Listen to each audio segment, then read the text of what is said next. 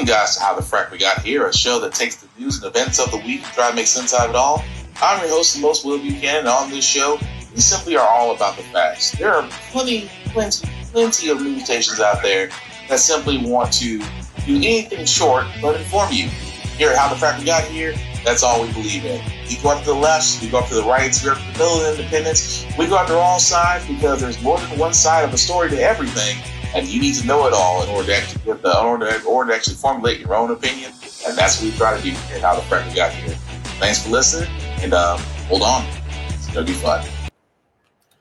Okay, guys, today's date, February 16, 2022, and this is How the Frack We Got Here. I'm host of most Will Buchanan on the Frack We Got Here. We do take the events of the week and try to make sense of it all. Before I do get started, guys, let you know that we are a family-friendly podcast, at least we try to be sometimes. So words sometimes do fly, as well as there may be some things that might be shown that might be too intense for younger viewers, so viewer discretion is advised.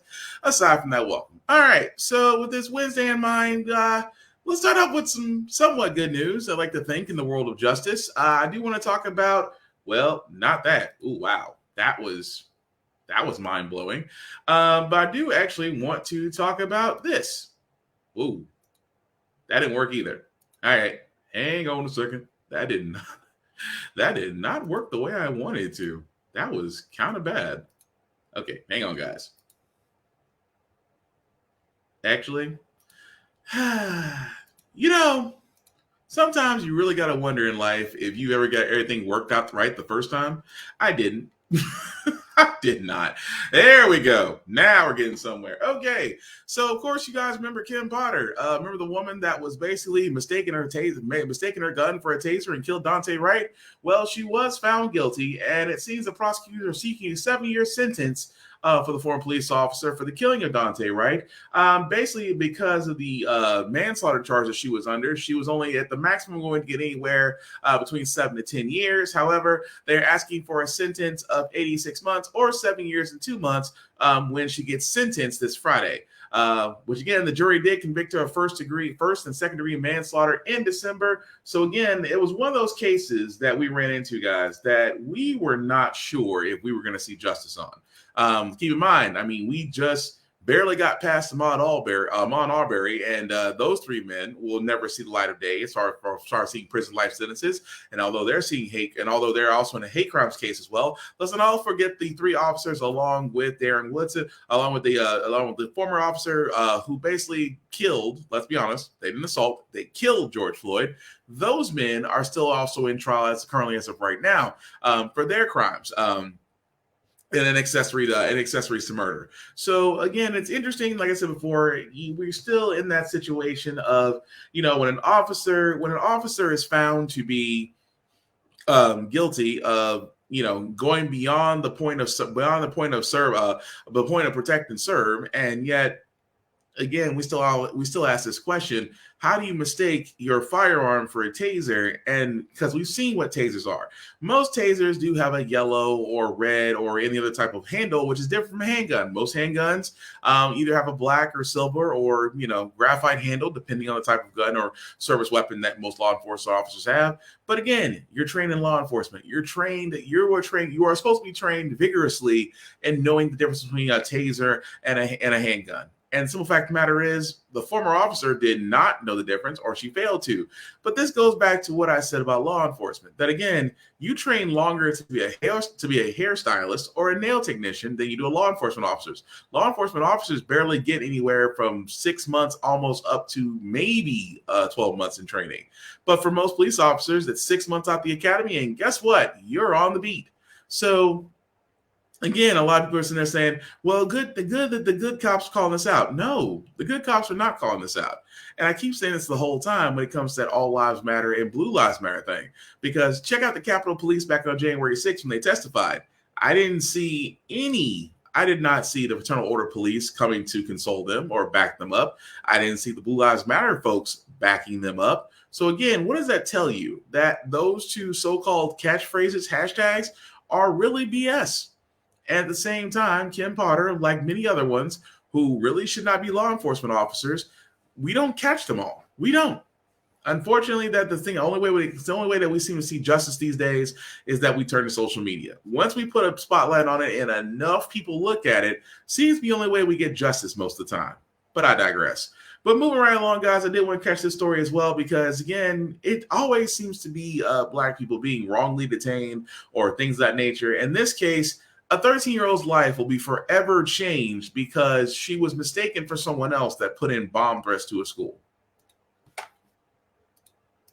Grade Nia Wims was placed in handcuffs outside of her home after she was accused of posting a bomb threat against her school on Instagram. She spent 14 days in juvenile detention for a crime police now say she did not commit. The Pembroke Pines Police Department says that after further investigation, they now believe another student maliciously impersonated Nia to create an email address that she used to open multiple Instagram accounts from which she sent the threats. Nia's family is now suing the school, the police department, and Instagram. We're joined tonight by Nia, her mom, Leslie Ann Davis, and their attorney, Marwan Porter. Thank you all so much for joining us tonight. Nia, I'd like to start with you. We can only imagine that what you went through must have been just horrific. You're just in the 7th grade. What were you thinking as they put those handcuffs on you? At first, I felt really lost about the situation. It was a terrifying experience. And what was your mom saying at that point? Or Leslie Ann, I guess I'll just ask you directly in that moment what you were feeling. Well, I asked before. I said, "Are you sure it's her? And how do we know?" And they said, "Yes, they checked the IP and it led back to her iCloud." And I was saddened by the situation. Even though I'm hurt, if she did it, I would love for her to be disciplined. In a form of way that a child should be disciplined. And at what point did you say, no, this isn't right, and I need to get a lawyer? Like I said, it got very exhausting, and she kept sticking to that she didn't do it. So that's when I decided to call a lawyer. And Marwan, let's bring you into here. Is this something that's common these days? Kids making these fake accounts. What did you think when you initially heard about this case? Well, I was outraged. I think that when it comes to our children, law enforcement and our school officials must make sure they do their homework before they put our kids in handcuffs. And we know that, yes, there has been situations that have ended in, tragedy where these type of threats need to be taken seriously, but it cannot come at the expense of our children. And Marwan, what do parents do in a situation like this where Leslie Ann was dealing with Nia saying she didn't do it, the police saying that she did, and meanwhile, 14 days in juvenile detention? How can a parent be armed or equipped to face this kind of situation in the moment when you just don't know what the truth is? Well, I think that a parent would need to do exactly what Leslie Ann did. She did cooperate. She allowed the officers in her home. She provided the officers with the tablet that allegedly was being used. So they did everything in their control and in their power to make sure that they assisted and did not inhibit any type of investigation. But unfortunately, it wasn't enough. These are individuals. This is the first time that Nia has ever had any experience like this, and her mother as well. And as you heard Leslie Ann said, that if she did something wrong, then there has to be consequences. But what she did not understand was that Nia had done nothing wrong. And this is a very unfortunate situation where the powers that be, jumped to judgment and did not do the proper investigation before locking the little girl up for 14 days. And Leslie Ann, the police say that Nia has been exonerated, but for you, this ordeal is not over. In your lawsuit, you described Nia as suffering severe and permanent injury. Tell us about that. I remember she called me crying one night after taking someone's chocolate, and it's like they almost started a fight there. So it was very traumatizing for the both of us, and it's just not. I asked, like, why is it so easy for her to go in, and it was widely spread, but then afterwards it was merely a, oh, I'm sorry, that's it. Like nobody looked into what damage it did emotionally, mentally, and there she's still growing. She's young and she's growing. So as adults, a lot of things in our past affect us, and I think it's something that will affect her. What do you hope will come as a result of the lawsuit? And what changes do you want to see for other girls like Nia? Very shocking to see a child being handcuffed or something like that. And I just hope that they deal with it in a different way. No child should be put in jail and taken away from their family at all. So, literally and figuratively, for all those that are now catching up with us, so a 13-year-old was accused of basically creating a social media account to where bomb threats were made into a school. Police tracked it and said that this 13-year-old was responsible. Case closed, arrested her, and put her in juvenile for 14 days. It was then found out that they got the wrong individual, that the individual who did do it basically made it look like someone else did. However, it took the police 14 days to figure this out. Now, again, the 13-year-old that was shown there with her mother, had that been me, I would have been heated. And I don't blame her for suing Instagram. I don't blame her for suing the police department. I don't blame them for suing the school. Everybody that was involved should be held accountable. I'm not sure how far it's going to get with Instagram, though, because, they can't really stop a person from emulating just because it's open source. Anybody can get on there and get an account and do some crazy stuff. But this is why I always say best that in cyberspace, you must protect yourself by any means possible, especially in this case, for the fact that it's a 13-year-old Black girl. And that's the one thing I want to point out, because I hate to say this, because for Black people in general, there is not anybody out there that does not have a horror story with law enforcement. When you're Black, it's almost like a right. I hate to say it. It's almost a terrible thing to say. That's like a rite of passage. That everybody has a effed up police story that involves them and you. Almost every Black person has at least one or two. But in her case, this is along the lines of 13. You're 13 years old. You're accused of something you've never done. You've been put in juvenile. Now you're traumatized. Now you're triggered, because now it's like anything that happens to you, you immediately think the same thing's going to happen again. I don't blame her. I don't blame her mother for saying that she's affected. She is affected. She will be affected. That young woman is going to wind up needing therapy, and a lot of it, because that's traumatizing to a child. That will change. And a lot of times, well, I said, no, when something like that happens to a child, that's traumatizing. That's something that will forever affect them and every decision they make for the rest of their days, if they are not provided the right assistance and therapy and support. Now, again, the mother is right. Sue everybody, because I still want to know how police officers got it wrong. How did police officers get it wrong when they were so certain? Because that's how police are. That's how some law enforcement out there, when they think they got something right, to them it's there's no error for wrong. And of course, they sat there and told the mother, "Oh, well, it's her. We made sure of it." But you come back 2 weeks later and say, "Oh, we made a mistake." And like the mother said, there was no, "We made a mistake. Sorry." No, sorry doesn't cut it. Sorry is beyond the point of saying that, no, things need to be done, compensation needs to be had, and at the most part, you guys are going to have to, where's the public apology? So I don't blame the mother for what she's doing. I hope she gets every cent for that child, because that child will be forever affected because of somebody else's wrongdoing and the lack of law enforcement making sure that they got the right person, which obviously they failed. So again, we're going to follow that story and see what happens with that. But like I said, I hope the mother gets everything and then some for what happened to that child. But speaking of things I never thought would happen, the Sandy Hook story, which again, the Sandy Hook tragedy, which seems like so long ago. Well, it seems that arms maker Remington has actually have a settlement with the families.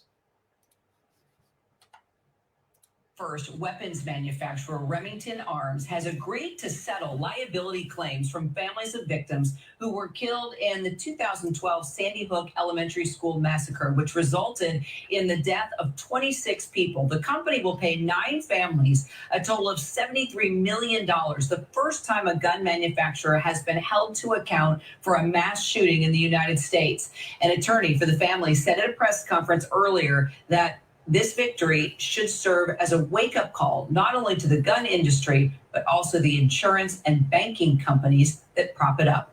ABC News senior investigative correspondent Eric.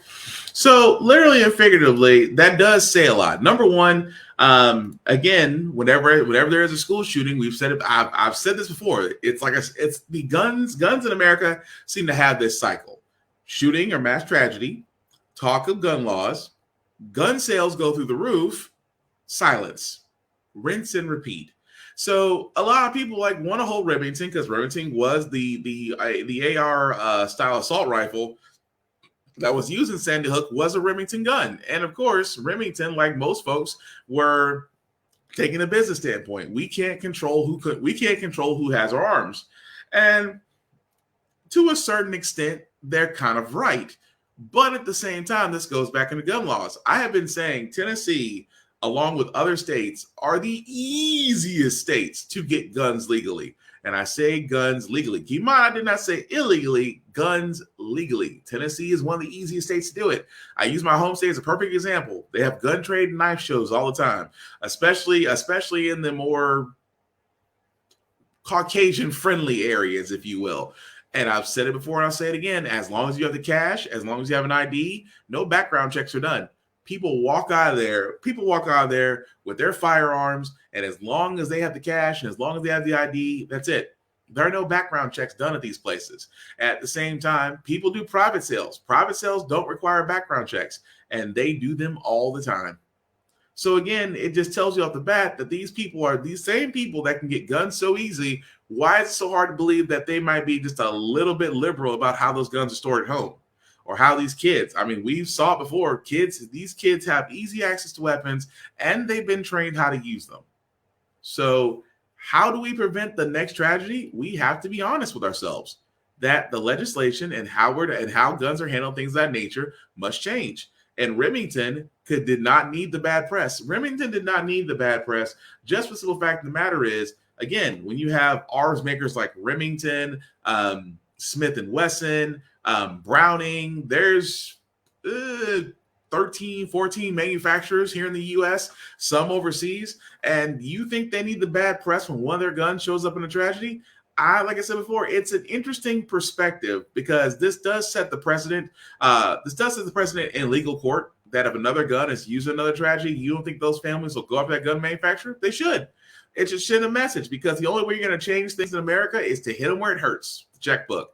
And Remington decided to settle because, again, in the long run of things, it will eventually hurt sales. But I still say legislation is possible and needs to be strengthened. I have nothing against owning guns. I'm a firearms owner myself.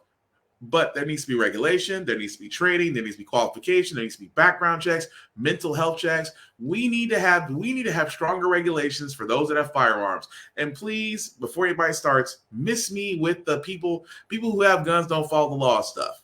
Please don't do that. Because if you haven't noticed, every one of these tragedies were not done by a gun that was just purchased illegally. They were purchased legally. So miss me with the criminals don't follow laws BS. That's all I'm saying. But moving right along, guys, I did want to move forward because mask mandates are back up again. It seems California is pulling the trigger on removing the mask mandates for vaccinated individuals, and I'm concerned.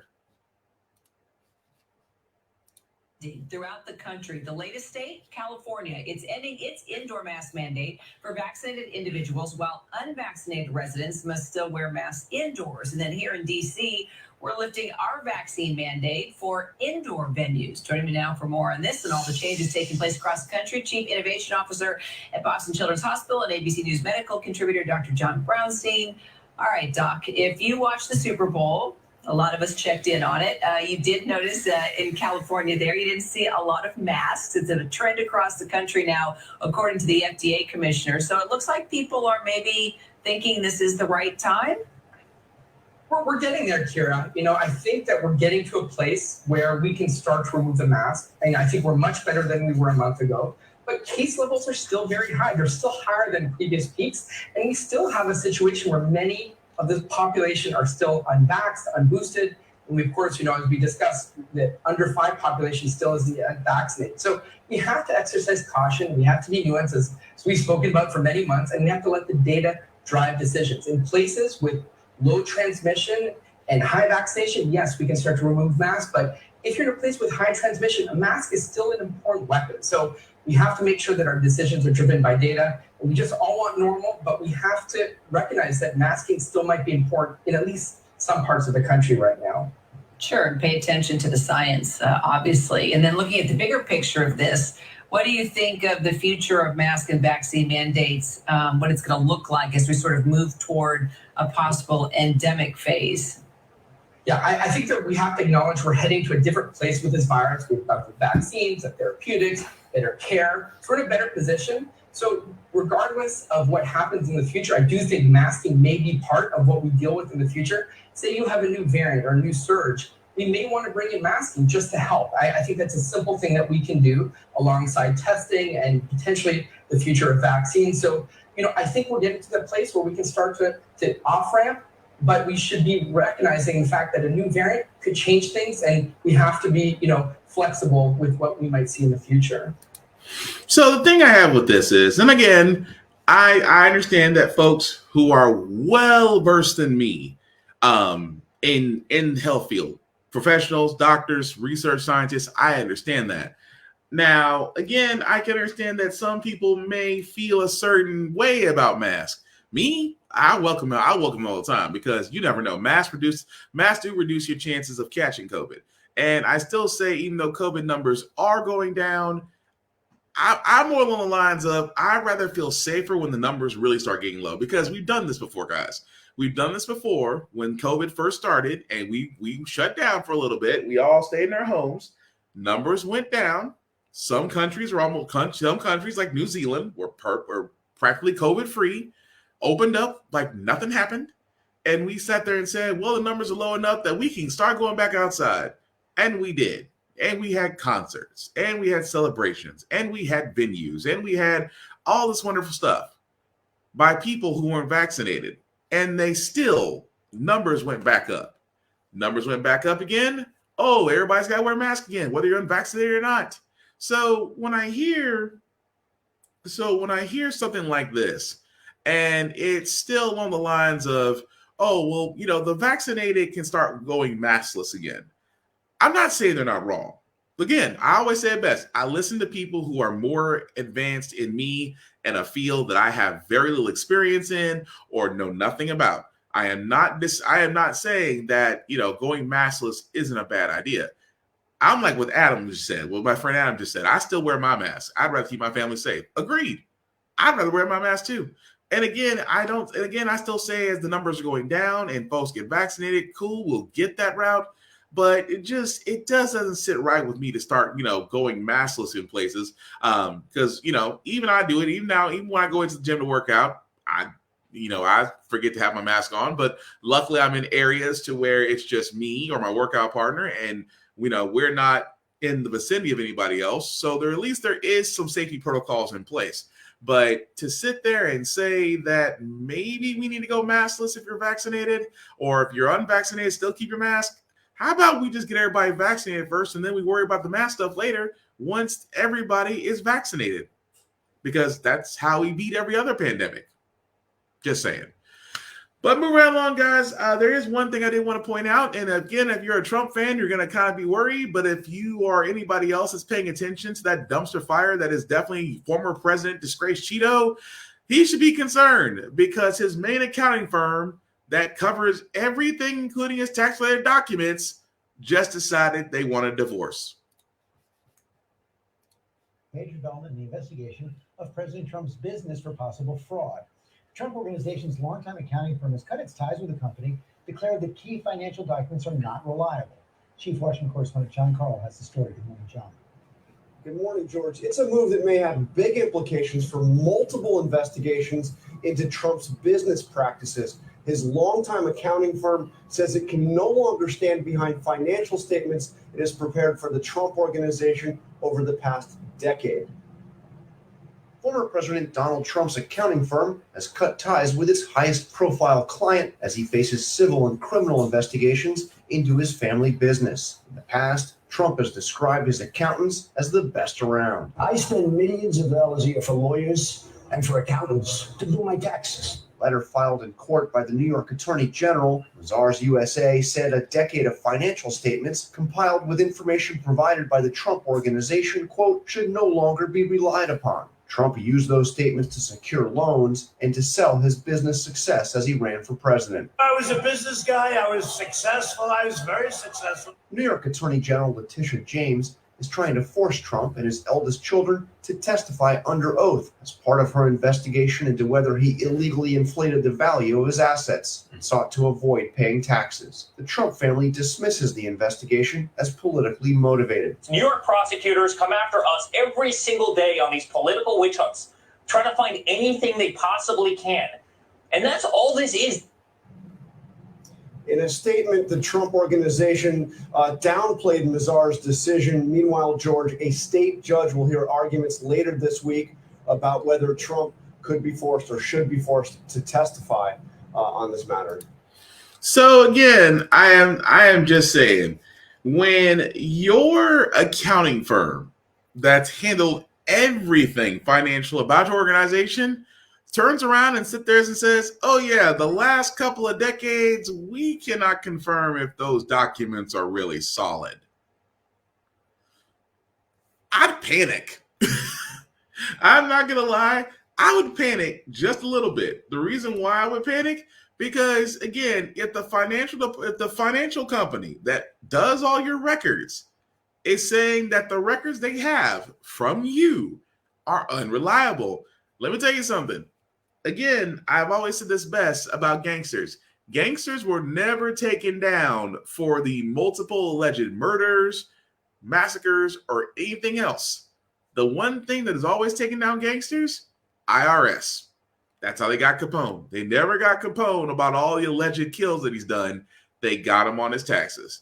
They got him for tax evasion. And again, Trump's starting to sound like that same story. Now, again, I've said it before, Trump is still trying to make his way to 2024 as a presidential hopeful candidate. This man has got multiple lawsuits going on. And I'm going to be honest with you, I'm still wondering who is footing the bill for Trump, because to say he still has money would be amazing.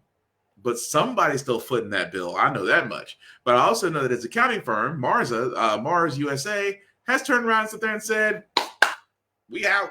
We got nothing to do with this. This is on him.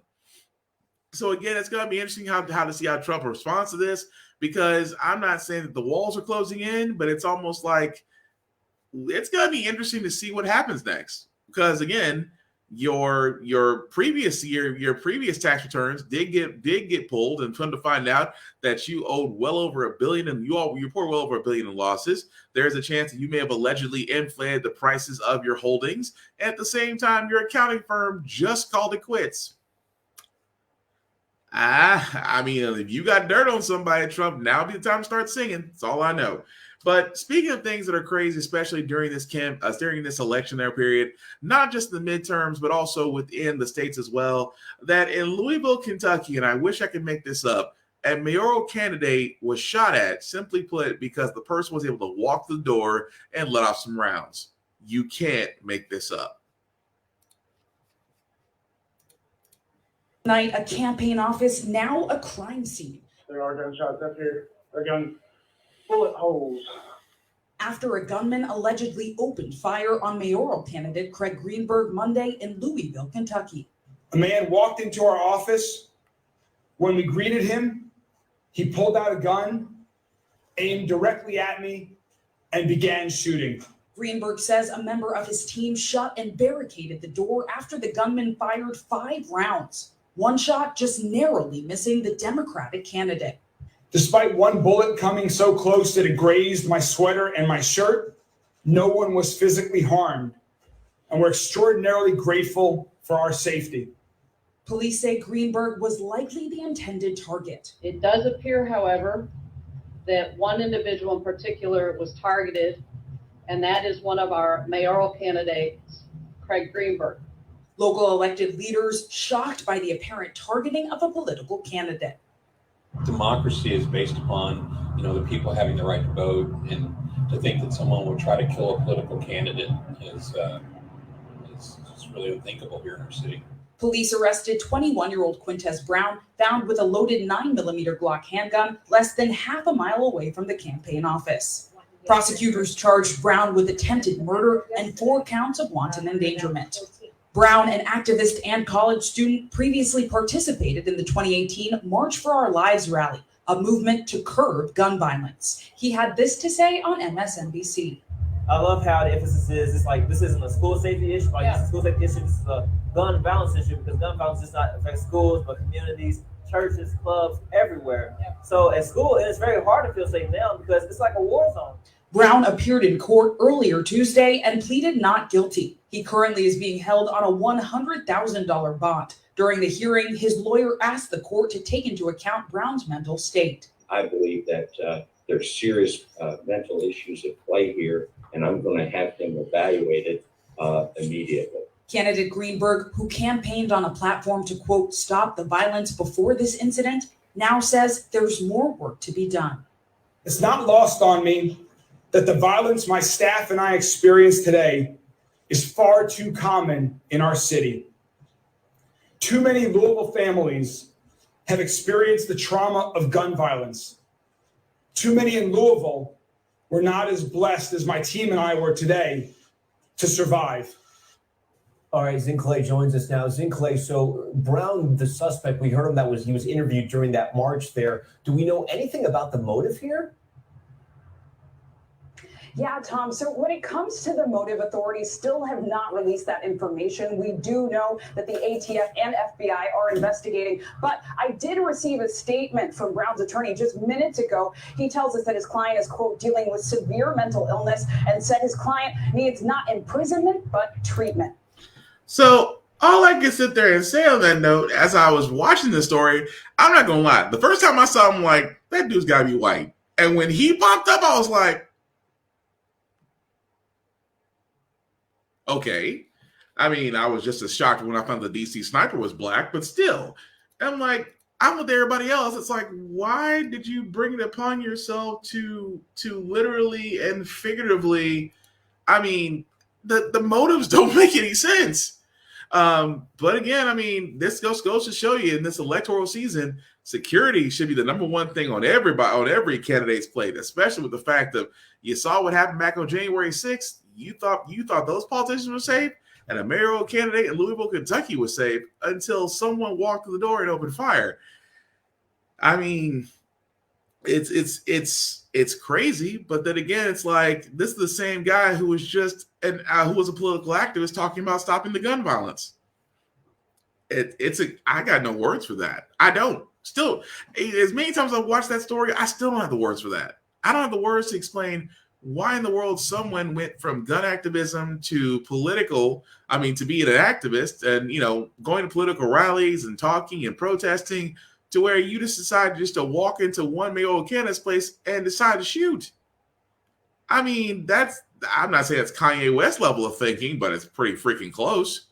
But again, we will follow that story, as crazy as it is. Continue following that. But speaking of crazy stories, again, as we do usually talk on this podcast about bail reform, and that unfortunately a story has came up that has made people really think about the fact of removing the cash bail system due to the tragedy of this young woman being followed and stabbed 40 times in her own apartment. Oil growing larger in New York City's Chinatown tonight. Outrage over Christina Unalee's death is mounting. It could have been any one of us. This chilling surveillance video appears to show the 35-year-old secretly stalked by a man early Sunday morning. Police say he then stabbed her at least 40 times inside her own apartment. I didn't kill nobody. Osama Nash is now charged with Unalee's murder. This was his 8th arrest since May of last year. He was out on supervised release. The case is now bringing scrutiny to the city's bail system. This is a horrific murder of someone who was in the prime of her life. Should the suspect have been on the streets? No. 2 years ago, Democratic lawmakers here passed bail reform, which requires judges release defendants before trial for all but the most serious crimes. Supporters say it promotes alternatives to incarceration for people who can't afford bail. But police say it's leading to a surge in crime. New York City's new mayor recently told us he wants to change the law to give judges more discretion to keep defendants in custody. We can't continue to put dangerous people back on our streets. Tonight, loved ones are remembering Una Lee, who worked at an online music company, as a magical person, always filled with joy. We as Asian women are walking around in a level of fear that we have never had to before in my whole entire life. Police sources tell NBC News it does not appear Una Lee was targeted because of her race. Still, the Asian American community here is. So, again, guys, I've always said it best about the cash bail system. I still think it's messed up. I still think that it pretty much keeps poor people in jail, especially for no reason. Now, I say this honestly because it depends on the crime. Now, I'll put it this way. If you got caught shoplifting, okay, to me, it's misdemeanor. You shouldn't be in jail.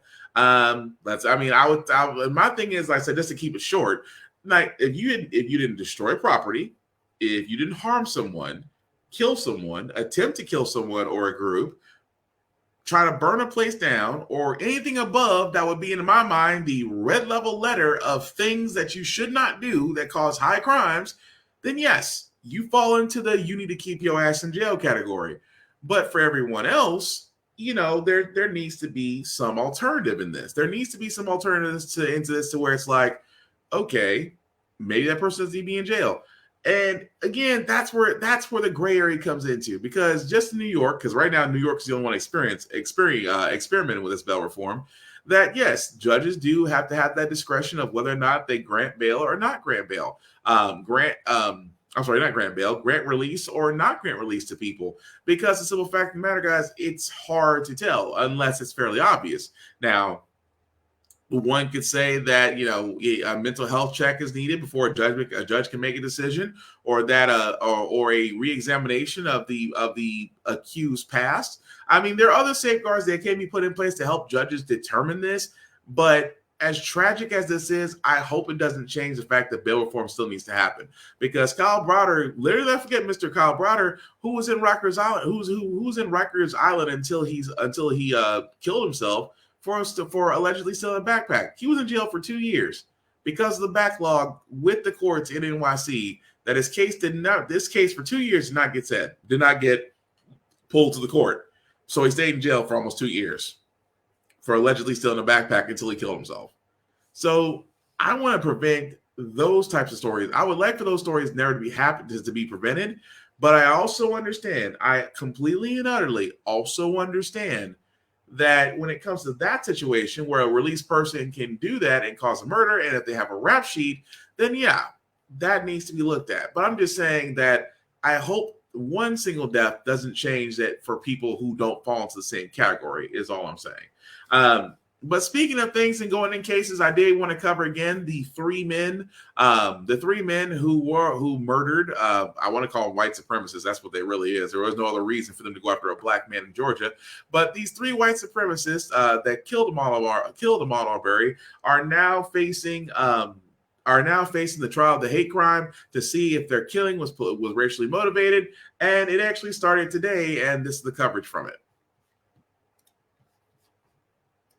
First day of testimony in the federal hate crimes trial. We heard from 3 witnesses this morning. 2 of them are neighbors down in the Satilla Shores neighborhood, and the third was a crime scene investigator, somebody who got to the scene right after Ahmaud Arbery was shot back in February of 2020. But really, the main theme of this case, the thing that's already come to the forefront, is race. We heard from the prosecution in opening statements lay out the government's trial, and she very quickly brought out some very specific things that she says all 3 of the defendants said or messaged or texted to other people that used racial slurs. In one instance, she says that one of them went on a rant about black people, saying black people are nothing but trouble. Now, all of these were not specifically about Ahmaud Arbery, but she says that they give insight into a window into their mindset, essentially, that she says means that they made an assumption about Arbery the day they saw him running, and that because of his skin color, because he was a black man, that's what led them to chase him down and ultimately kill him.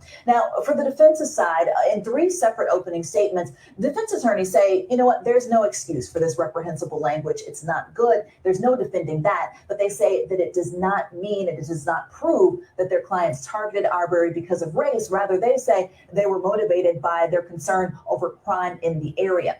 Now, this is certainly going to be a major case to watch because, you know, Ahmaud Arbery's name, along with Breonna Taylor, George Floyd, those were the 3 high-profile deaths that sparked so many of the protests we saw in 2020. But this is the very first time that race has actually come to the forefront of any of the legal proceedings. Now, while it is difficult to prove intent, according to a number of legal experts, it certainly is sending a message as to what it could mean for future cases like this in the future. So, long story short, yes, the reporter did have a point. When it comes to racially motivated, I don't know why, but it seems that it has to be harder. It has to be harder for prosecutors to prove racial motivation. Now, I could argue and sit there and say 3 white men found a black man running in their neighborhood and decided to hunt him, stalk him, and kill him. For what other reason? I mean, that would, if I'm the prosecutor, I'm like, what other reason? Well, there were robberies. Could you tie this man to any of those robberies? No. But you saw a man running by himself in your neighborhood, and you decided that you wanted to play police. Even more so that you went to a former prosecutor who tried to cover it up. Again, racially motivated, because again, I mean, what else can it prove? Now, like I said before, it's going to be hard to prove, and if those charges are filed, that means that more possible sentence time will be placed upon these men. They're already serving life in prison, so they might, I mean, except for one who has the possibility of parole just because he was videotaping and not actually the trigger person. But it's going to be difficult to get a bunch of jurors to believe that, and that's always been the thing I've always said whenever it comes to racial motivation, because when it's not black, well, I'm just going to throw this out there. Agree with me or disagree with me if you want. But when it's any other ethnic group out there, there's no problem that they say it's about race. But whenever black people are involved, it's a might be. And I'm just thinking to myself, what more do we need to do to show you guys that, yes, it's about race when it comes to us? Because apparently it's not enough. But we'll follow that story as it goes along. A couple other stories I got left before we get to our feel good segment, guys. And again, this story I cannot make up just because it is by far, it's a religious one. And I guess, let me just play it. You guys make up your own mind.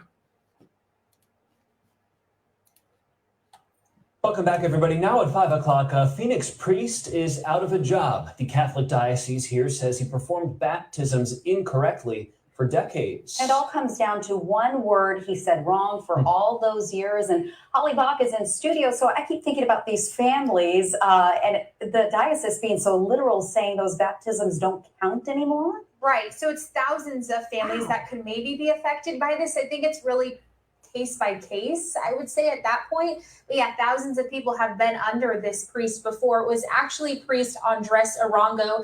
He recently resigned from St. Gregory Catholic Church here in Phoenix. Now the diocese is working to notify anyone who may have been baptized incorrectly. There's a ruling, and according to the teachings of the church, these are invalid. The Diocese of Phoenix says Priest Arango said one wrong word while performing thousands of baptisms for decades. Bishop Olmsted says Arango had been saying "we baptize" instead of "I baptize." In a letter released by Olmsted, he says the issue with using "we" is that it is not the community that baptizes a person. Rather, it is Christ in him alone who baptizes. Olmsted went on to say he does not believe Arango had any intentions to harm the faithful or deprive them of baptism. Arango resigned February 1st and said, "It saddens me to learn that I have performed invalid baptisms throughout my ministry as a priest by regularly using an incorrect formula. I deeply regret my error and how this has affected numerous people." It seemed that everyone involved had the best of intentions, and yet For some faithful people, this is going to cause a lot of anxiety. Religious studies professor Catherine O'Donnell with ASU says there will be mixed reactions from those affected. There are these different dimensions of religion. So you can imagine people saying, oh, we know what was meant, right? And what mattered to us was that we tried, the priest tried, everybody witnessed it, on we go. And then other people who want to be rebaptized or want to have their children rebaptized because they just don't want that uncertainty. Yeah, so it will be interesting to see how people go about this. But if you do think that this may apply to you, you can reach out to the diocese and fill out a questionnaire. They also have a fact section up on their website. We have that link to that form on our app, AZ Family. So I know this is kind of different from the usual stories we do cover on how the frack got here. But that one, I can't help but sit here and be like, your one word apparently prevents you from being sanctified. I would like to think, and this is just me, regardless of what you believe or not believe, if you're an atheist, hey, you're always welcome at my table. But it's one of the things I always sit there and I'm like, if you do meet your God, I don't think he's going to sit there and be like, you did not get baptized because the priest did not use the right wording. I would like to think a benevolent being would not sit there and be so hung up on a typo. I would like to think he would sit there and go, close enough. But then again, that's the problem I have with religion. It's the problem I have with it. It's just like, why it's like for every religion to have no judgment, they immediately judge you on whether or not you're sanctified because a person said the wrong word. I mean, that's the part where I always have an issue with it, just because for the simple fact of the matter is, so what if you use the wrong word? You still live your life by those principles. Does that make you any different than someone who supposedly got baptized with the right words? That's why I sit there and say it's just amazing to me the level of rigid fundamentalism when it comes to just trying to just live your life according to what you may believe, or if you believe a set of principles. But it amazes me that it's always man that wants to sit there and turn around to there and say, nah, you're not. But again, I digress. It's just for me, I would be like, close enough. But the last one I got, guys, before we get to our feel-good segment, again, Sha'Carri Richardson, for all that's been in the news lately, has pointed out that as the Winter Olympics are going on, there is a certain Russian skater that also had tested positive for a banned substance, and yet she's allowed to compete. Hypocrite. I mean, Sha'Carri Richards asking the same question we're all asking. What's the difference between her and this person? The Russian figure skater and favorite to take individual gold at these Olympics raced into the lead of the women's single skating competition, allowed that chance despite her testing positive before the games for a banned drug. Valieva defended her positive drug test by saying it was caused by a mix-up with her grandfather's heart medication. She presented elements which brought some doubts about her guilt. She was in a very special situation that the Olympic Games take place only every 4 years, and if she would miss the competition at these games, the damage could not be repaired. The 15-year-old stumbled on her first jump, but she gave an otherwise stellar performance, sealing her place in Thursday's free skating program. Valieva visibly emotional when she finished her routine. Valieva returned the drug test on Christmas Day, but it was only last week that the sample was reported to have come back positive for the drug trimetazidine, after she and her teammates had already won gold here. The World Anti-Doping Agency says it will also be investigating her entourage, and the team could still be stripped of her medal. A glimpse behind the glimmering surface into the murky world of Russian sports. Maybe it's time for a time out for Russia in the Olympics. You simply say, sorry, you will not be invited to the next games. You will not be able to host any, Olympic sport events and so forth.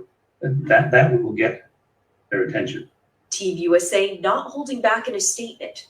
Quote, this appears to be another chapter in the systematic and pervasive disregard for clean sport by Russia. The Russian Figure Skating Federation president labeling the decision common sense and justice. But though the Russian Olympic Committee says Valieva tested negative for banned performance-enhancing drugs before and after the test in question, Inescapable is the fact that clean athletes are performing against a competition favorite who tested positive once. At an Olympics dogged by politics and China's rights record, this doping scandal tainting the sport here as well.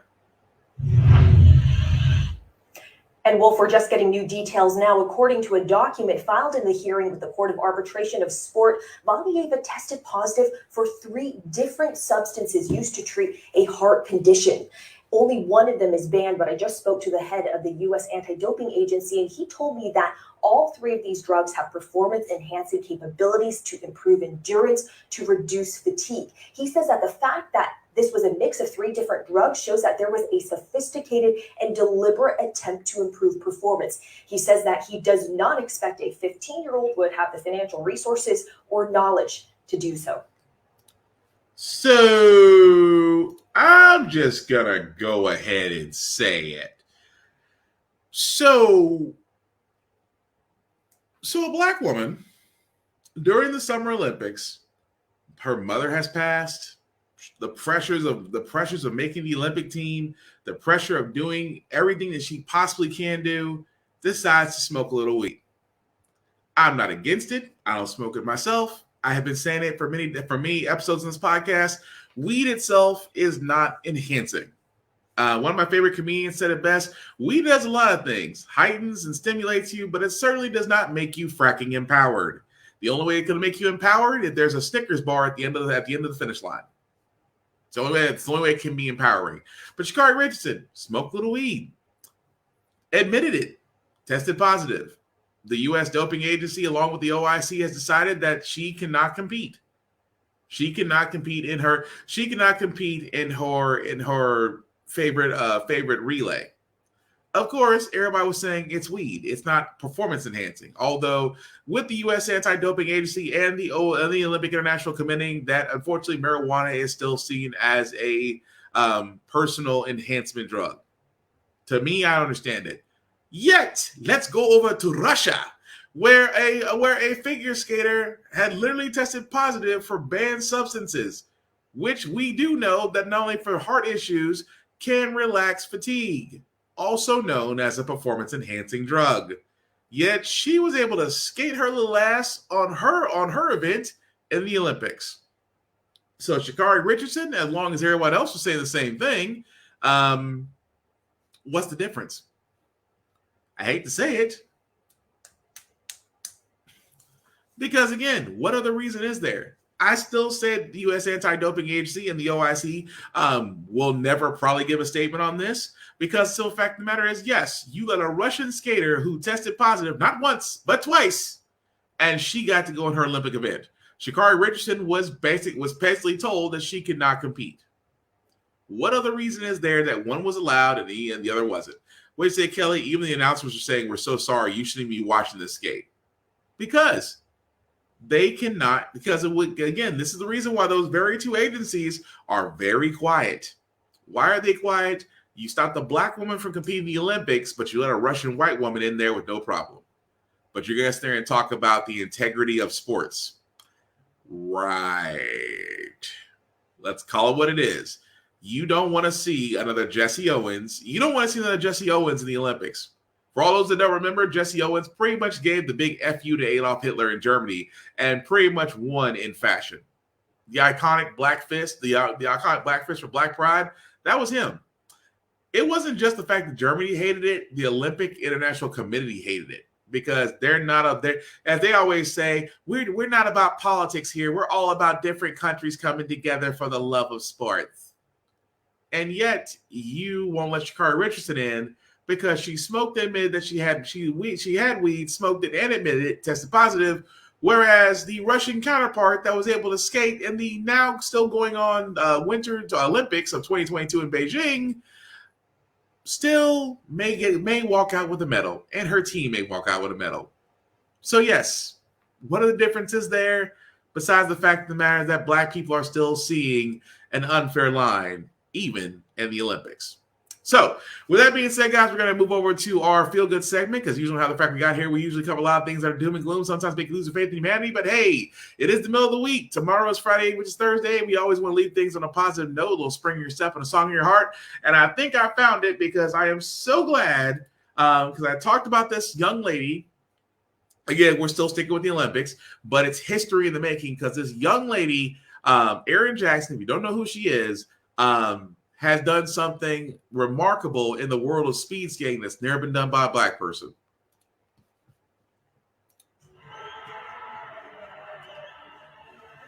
Erin Jackson's 100 meters away from the finish. Here she comes, the world number one, headed for the line. Erin Jackson is into the lead.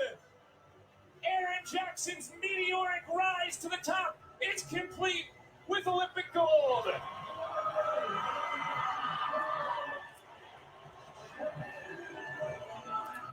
Yes, Erin Jackson. I did talk about her previously. The first ever black speed skater, was competing in the women's 500 meters and actually did win and actually got the gold. And this was it. I wanted to celebrate this because it's still Black History Month. It's Black History Month for y'all, but for the rest of us, it's Black History Month 365.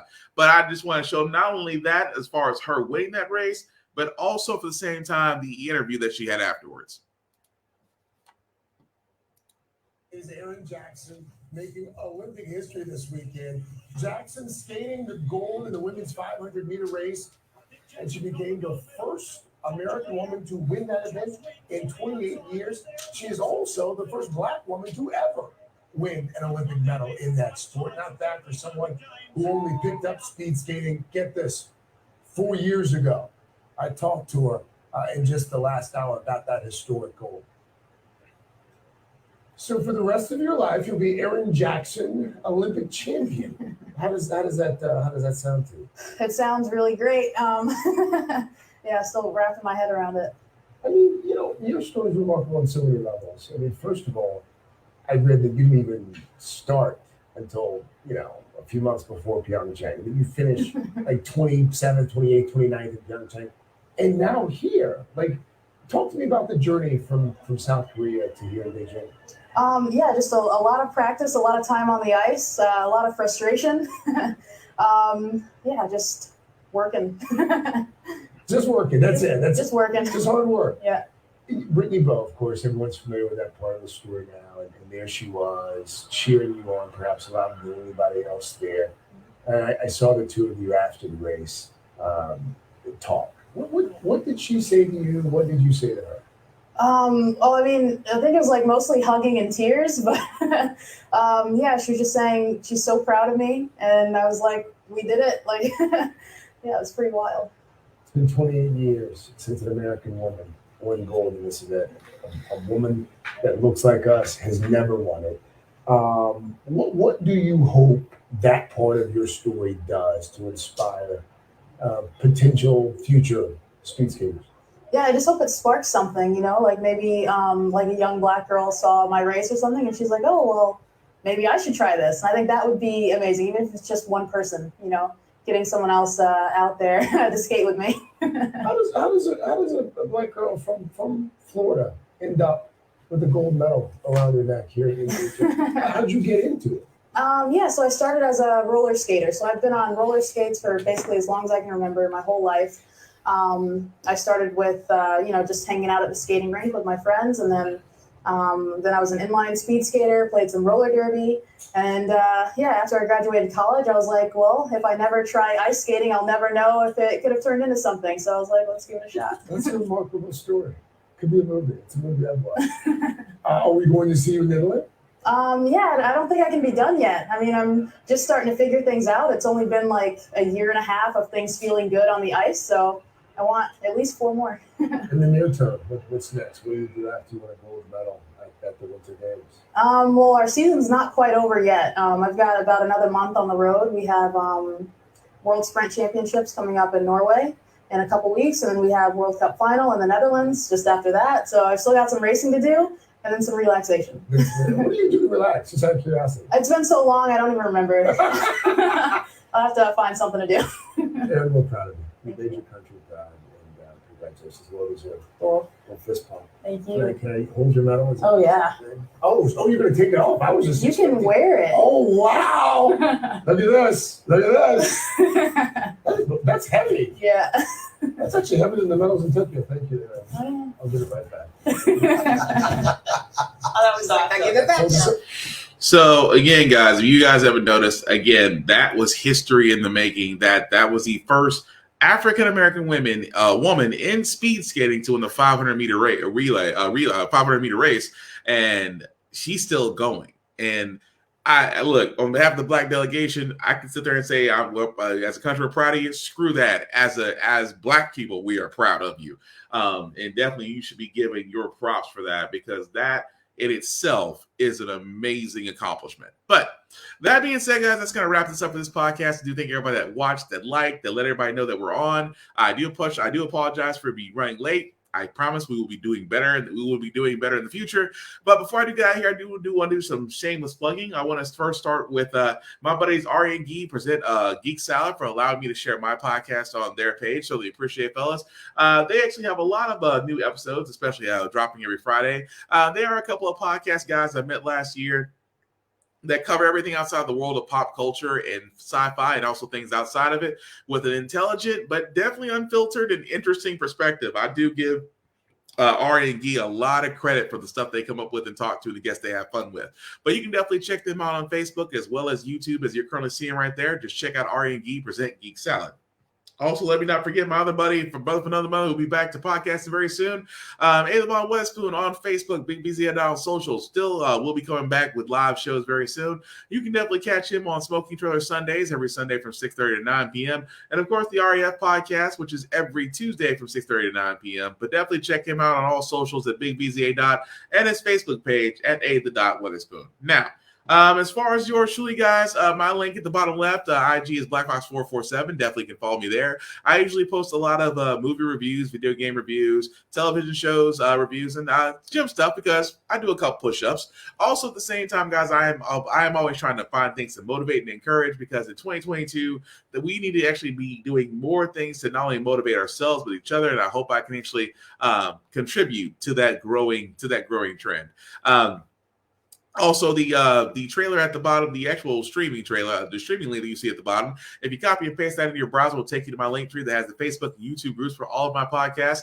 Get How the Fact We Got Here, Get Bitten, of course, the Alphabet's podcast. So definitely like, share, and let people know that we're definitely live on all those things. I certainly appreciate it. And like I said, as it goes with the pandemic, guys, please wear your mask. Please get your shots if you haven't already gotten them. The more we can do to lower our chances of getting COVID or passing along will help everybody in the long run, including those that are still needing life-saving treatment in hospitals, those that need kidney dialysis, blood transfusions, diabetic checks, things of that nature to keep them alive. Unfortunately, those things get pushed back because a COVID bed is taking up necessary resources. So if we can do our parts to keep those numbers down and keep those people out of the hospitals, we can get the people that need help in, and therefore the world will be a better place. The last thing I'll say about How the Fact We Got Here, it's all about staying informed. We're not trying to change minds, persuade people. We're simply doing what the news stations of old try to do. Give you all the information, allow you to make up your own mind, but provide a logical perspective to go after that. We do a lot better once we're informed.